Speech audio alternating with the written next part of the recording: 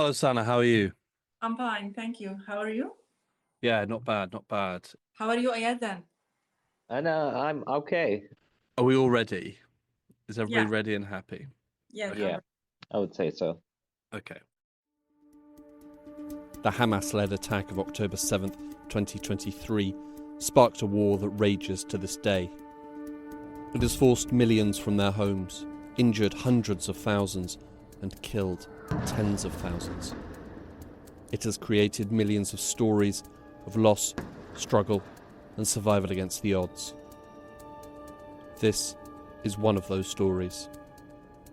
Sanaa Kamal is a freelance journalist from Gaza City. I have been working as a journalist for 19 years. I have produced hundreds of stories about the situation inside Gaza, in particular the humanitarian stories reflecting the life inside Gaza. Like so many people in Gaza, Sanaa's life has been changed beyond all recognition and sanity. My name is Hugo Goodrich. I'm a journalist and producer at the New Arab in London. And last year, Sanaa reached out to me and asked to share her story. Joining me for this was Yazin Al-Sadi. I am the international correspondent editor. I've been working with the New Arab for more than 3 years now, and I've been working in journalism less than Sanaa, actually. I've been working for about 15 years. This is Sanaa's Odyssey, Episode 1. A morning coffee on a balcony in Gaza.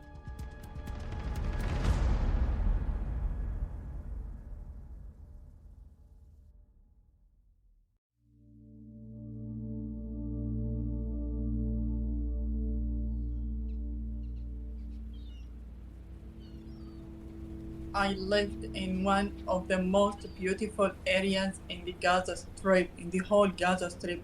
It was called Tal al-Hawa neighborhood.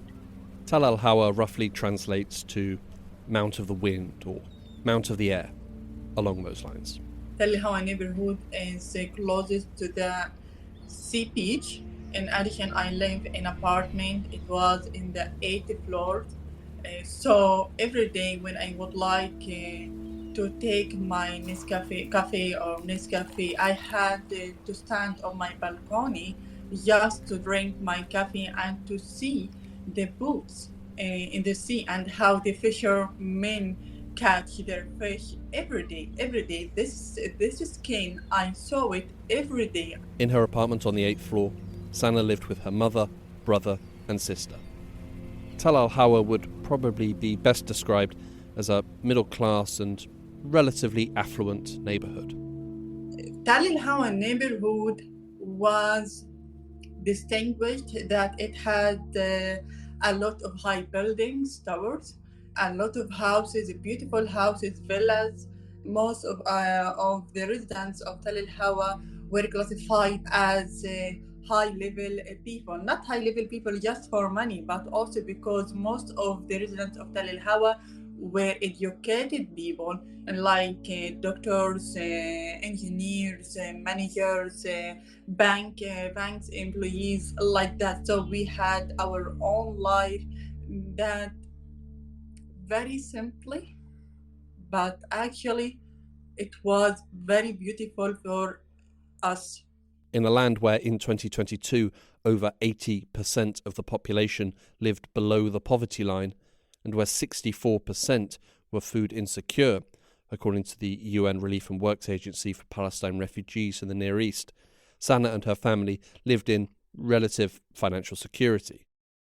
But all lives in Gaza exist in the shadow of the Israeli blockade, which began in 2007 and severely limited the entry of goods and materials into Gaza and placed strict restrictions on the movement of Gazans. Sanaa, just to touch on that question a bit more, can you just describe that life that you had, even with the difficulties? So what does that mean for people when you say it was challenging with an embargo? What does that mean for you as life before October 7th? Before the 7th October, all the people inside Gaza, all the time we felt that we live inside a big prison because of the Israeli blockade. So when I had many chances to leave Gaza, just to travel to Egypt, to Turkey, to Jordan, to any other countries, every time when I left Gaza, I felt that it's my really freedom, because I was so lucky to pass Gaza and to pass the Rafah border, as well as I was banned by the Israeli army to cross the area to crossing. But to be honest, when I left Gaza, every time when I leave Gaza, after 1 week, only 1 week, I missed Gaza, and I came back to there, because inside Gaza, I felt that this is my area, this is my life, this is my character inside Gaza, despite all the challenges that I faced because of the Israeli army blockade and the Israeli army violations against us. But to be honest, when I succeed in any level in my life, in personal life, or even in my career life, I felt that this is the real successful for me as a Palestinian woman who lived inside Gaza. So my details in Gaza, my life in Gaza, and even my failure also, because as you know, to face and to challenge difficulties, you will fail every time, or many times, just to arrive your successful point. So it wasn't easy, but to be honest, there I felt that my life stopped inside Gaza when I left it. Ever since Hamas took control of the coastal enclave in 2007, the governance of Gaza has been highly contentious. The blockade was justified, in Israel's opinion, because of the ongoing rule of Hamas in Gaza. On my personal experience under the Hamas government, I wasn't against Hamas government totally, because I considered it as well as all the Arab governments in our Middle East area, because we know that the governments are not advantaged by their people all the time. Effectively, as a governing body, Hamas were no worse than other Arab governments in the region. For women, Hamas wasn't against the woman, and it hadn't imposed anything against women. And as a woman, I had my own freedom in moving, in living, in my work, in addition. But as a journalist, for sure, I had many problems with Hamas, because it had only deal with the journalist insecurity levels and phases, so that we had some problems with them. But to be honest, I had never against as their normal life, or their dealing with our normal life. But it wasn't always Hamas. Prior to the blockade, the Palestinian Authority ruled Gaza, a period that Sanaa also experienced. The truth, actually, like when we were under the Palestinian Authority, the situation wasn't much better than Hamas, because the Palestinian Authority also had a lot of corruption inside Gaza. In addition, I remember that we had many armed groups that belonging to Fatah and to the Palestinian Authority, that all the time fighting fought their opposite people, or the people from Hamas. To be honest, and at that time, I felt that, okay, why Fatah killed Hamas? Why Fatah or the Palestinian Authority arrested Hamas? They are people. They are resistant people. So we should respect them, because the only party that was have the power to resist Israel, and to defend our people inside Gaza against the Israeli endless violations against us in Gaza, not only in Gaza, but also in the West Bank. So all the time we have two ideologies, Hamas and Fatah, but both of them, unfortunately, both of them, if I can say that, didn't give our people and the Palestinian people inside Gaza what they deserve. They didn't give the life for our people inside Gaza. In Sanaa's experience, Hamas were far from the caring and benevolent leaders that the coastal enclave and its people needed.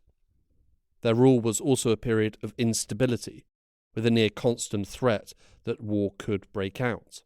And it did, on multiple occasions, with devastating impacts on the civilian population. It took many decisions to involve in wars with Israel without taking or without thinking about the people. Because when a government or when a Palestinian movement that controlling and ruling more than 2 million people, it should think about the population, not only think about itself or I think about the other Palestinian parties. I know maybe they were forced or Hamas was forced to involve in this war with Israel because of the Israeli blockade that imposed on us for more than 17 years. But it shouldn't be like this because of the 7th October, we lost all our life, not only our lives as people, but also it has very negative impacts on our Palestinian issue because the 7th of October has turned our life, has turned our issue, has turned even our future. Now, neither me nor any other Palestinian inside Gaza can imagine what will happen in next day, next week, next month, next years. We don't know anything. We don't know also if our Palestinian issue will revive once again and if the Palestinian population will rebuild their houses and even themselves, not only their houses. We need to rebuild ourselves and the Palestinian people before rebuild our Palestinian issue. Between the sporadic conflicts that would upturn lives, leave tens or hundreds dead, and often thousands wounded, and the unrelenting blockade that impacted the lives of Gazans every single day, life in Gaza was a challenge. But my life has totally changed and totally turned upside down after the 7th October because I even lost all my life and my life details that all the time. I was trying and challenging all the difficulties inside Gaza to live at least in suitable living in addition security life despite the 6 Israeli wars that imposed and that carried out against us inside Gaza. So it wasn't very good, but it's excellent compared with the current life. Hamas launched their attack on the morning of October 7th, 2023. At 6:25 a.m., I was carrying my Nescafe cup and stand on my balcony and taking my daily cup of Nescafe. Suddenly,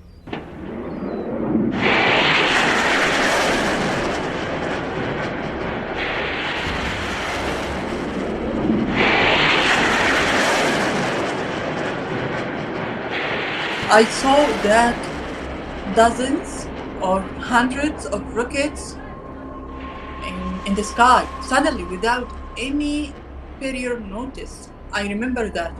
I saw and I looked at them. I told myself, what's happening? What's happening? What's up? Then my family walked up and came to my balcony because it was looking at the northern part of Gaza. In addition, in the west part, and we can see the sea from my balcony.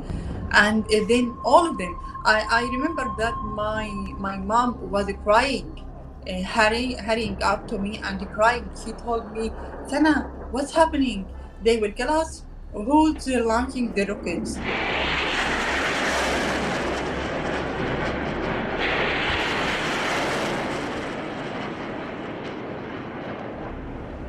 For half an hour, we saw these rockets They were thousands of rockets, not one, not two, not 10, not hundreds. No, they were thousands. And we didn't know where they were. At first, Sanaa believed it to be an attack by the Palestinian Islamic Jihad. The previous day, they had held a festival in the Kativa neighbourhood of Gaza City, not far from Sanaa's apartment.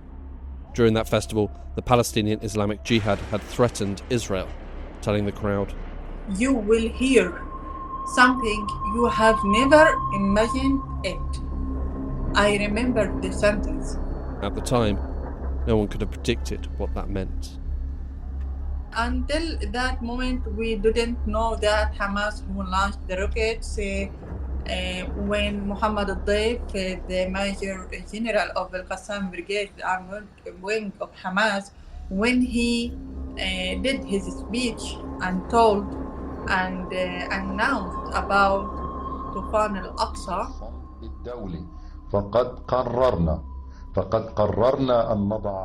we have decided to put an end to all of the occupation's crimes. The time is over for them to act without accountability. Thus, we announced the Al-Aqsa flood operation.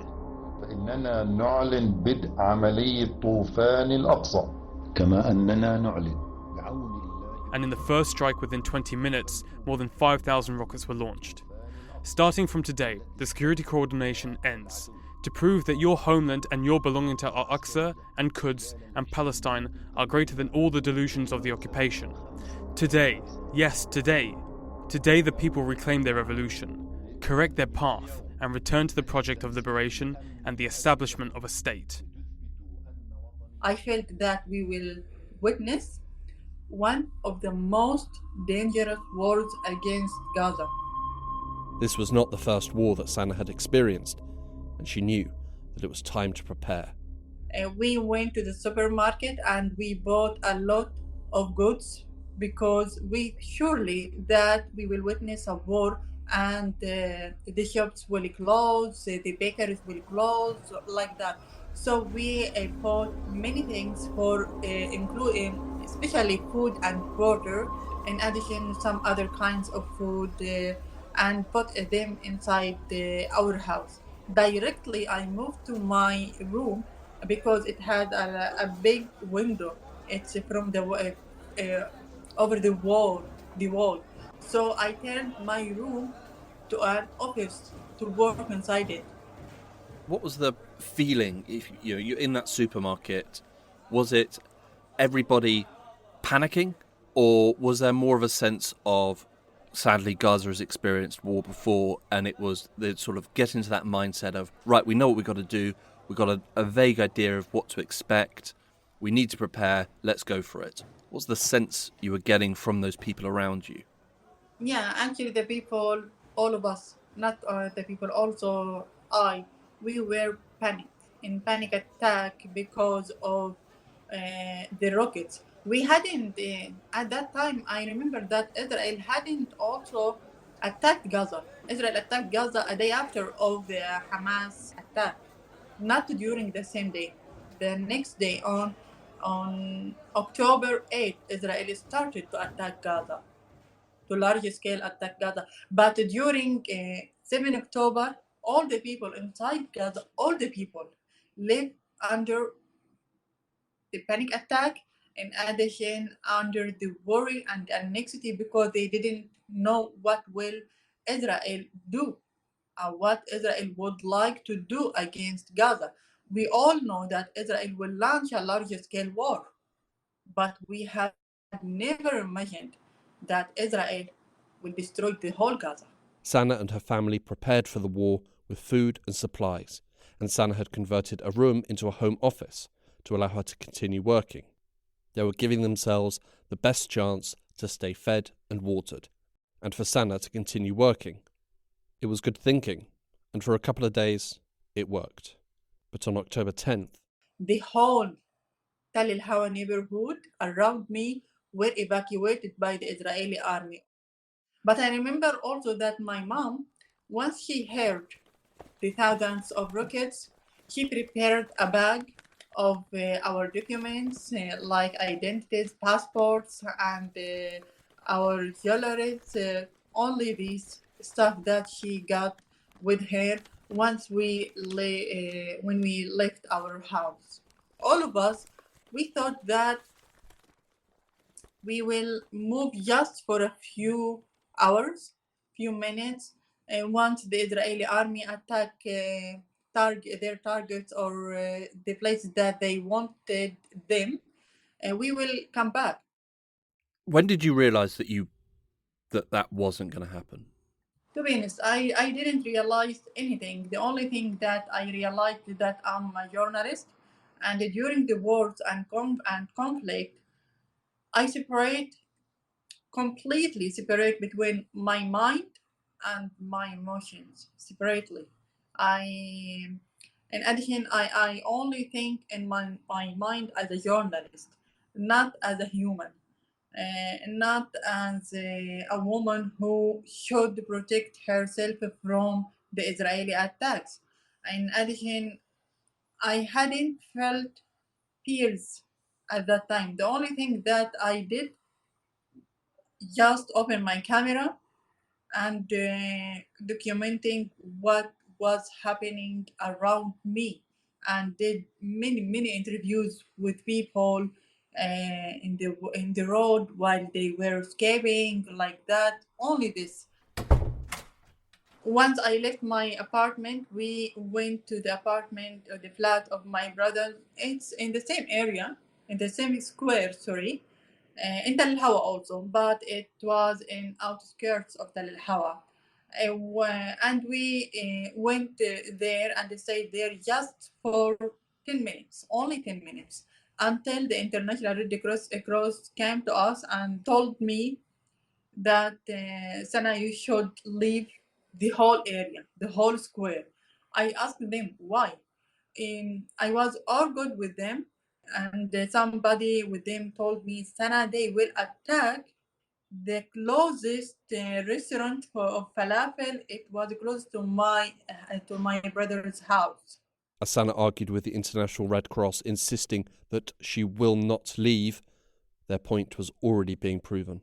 Suddenly, I saw a very big missile.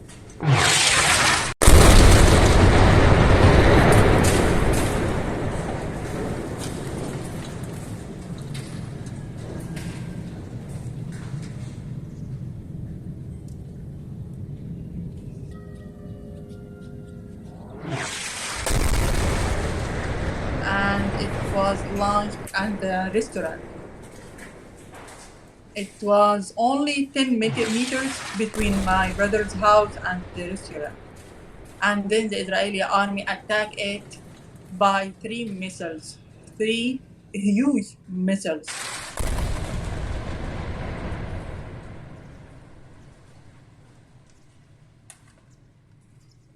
Everything around us became black.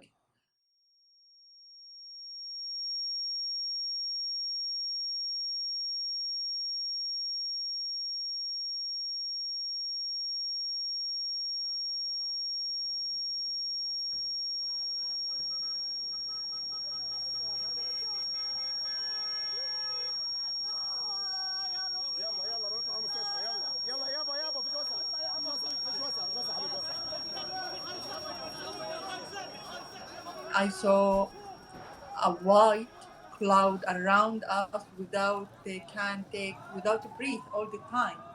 Then I decided and I asked my brother to take my mother, our sisters-in-laws, my sister, and the children to escape them and to evacuate them from the house, and ask him to go to the central area of Gaza.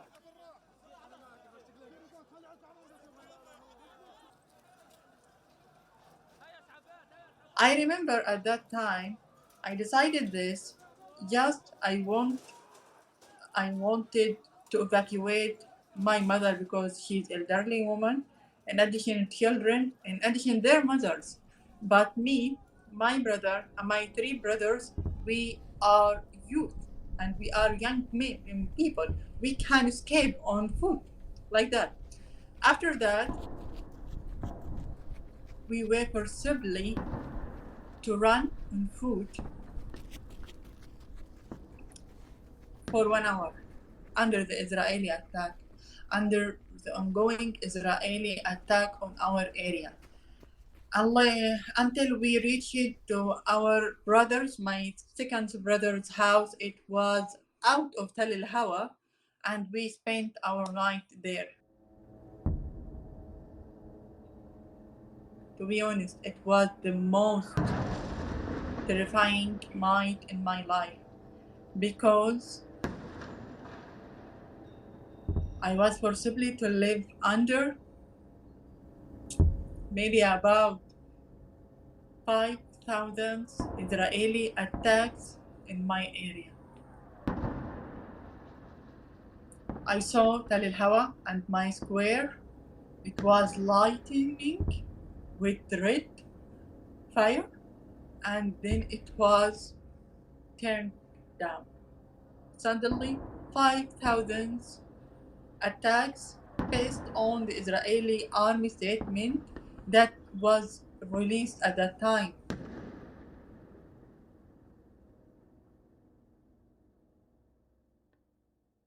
Once the sun rises, I rushed to my house square. And to be honest, I was shocked. In addition, I haven't any word to describe the situation or to tell myself about what was happening. The only thing that I remember that I just saw all my area square turned to rubbles, all of it. There were no streets, no houses, no towers, no people, no shops, nothing. The only thing that I had seen there, the rubbles, the smell of smokes, the smell of fire, the smell of the death. Yes, the smell of the death. When I look at the eyes of the people in the streets, and mainly the people who came to inspect their houses, do you know what I see? I saw their destruction future in their eyes. I saw the destruction of their lives. I saw the tears on the eyes of the men. It's not easy for the Palestinian men to cry.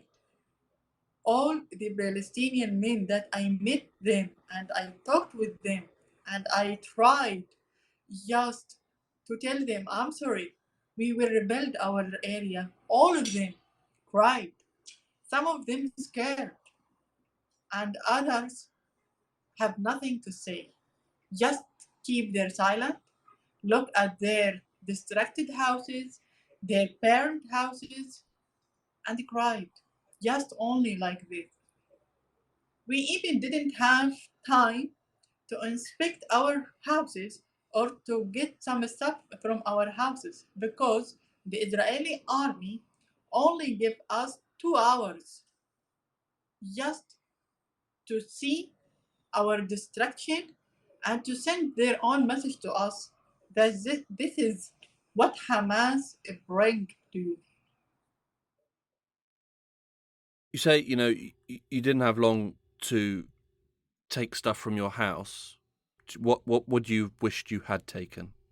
Yeah, actually, I wish to take my hard memories of my work because I have two hearts disk hard inside my house that had my archives of my work for 19 since I started my work as a journalist until I left my house. Actually, this is the most important thing. The other thing that I wish to take is the photo of my father. I'm sorry you lost that.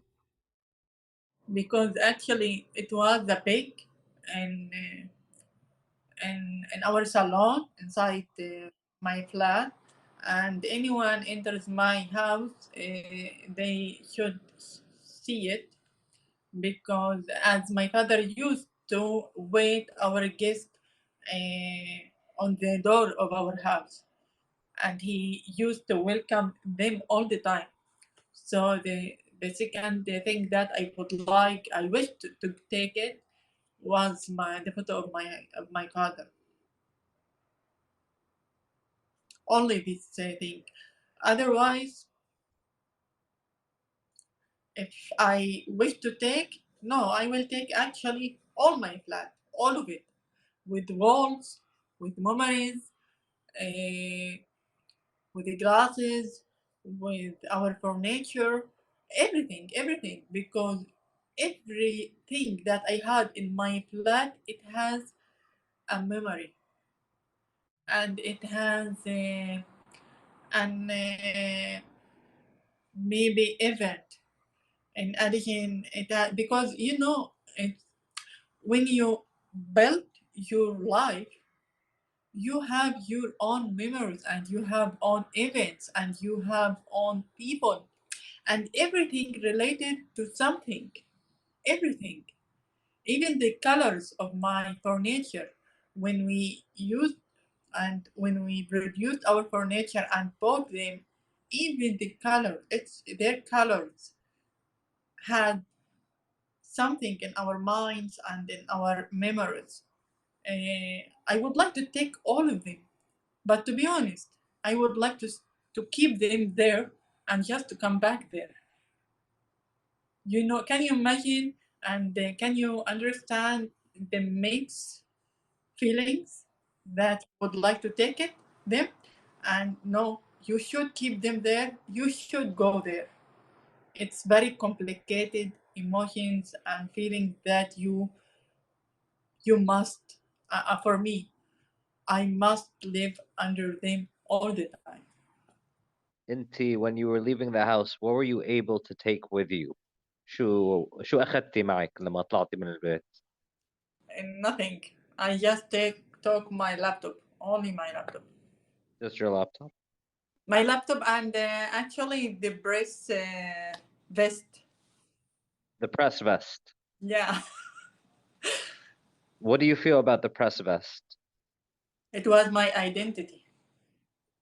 It was your identity. Is it Yes, not your identity now?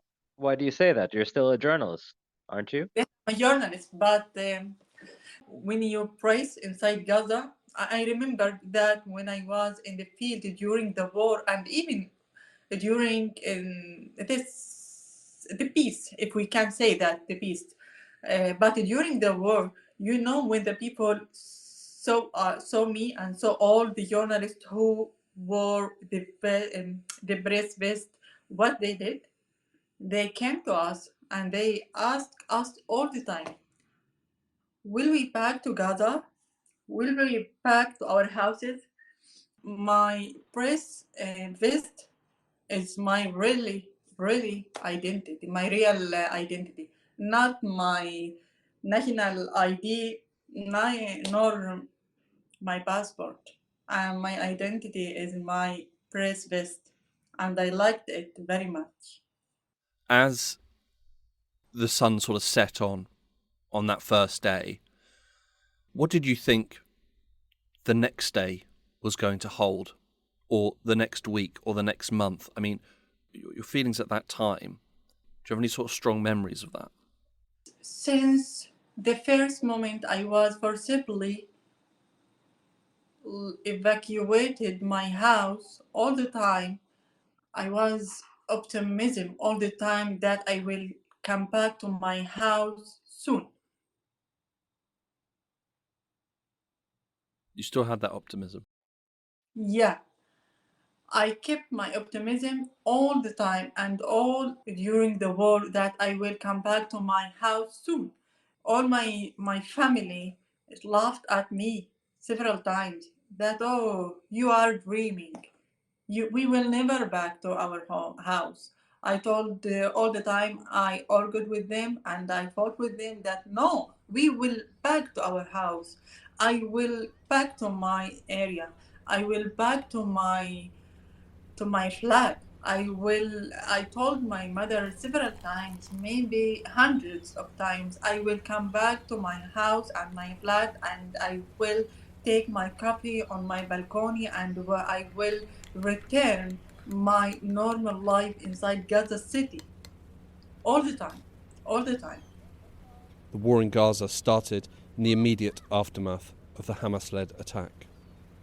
On the first day, October 7th, Israeli forces attacked the north of the Gaza Strip. On day 2, they began targeting Gaza City. On October 10th, they started targeting Sanaa's neighbourhood. As dawn broke on the 11th, Sanaa and her family had been forcibly displaced 3 times. And their story was just beginning.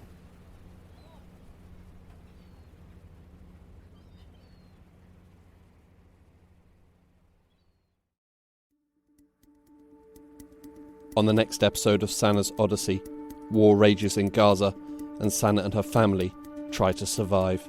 Any place that I will displace to it doesn't mean that it will be safe place.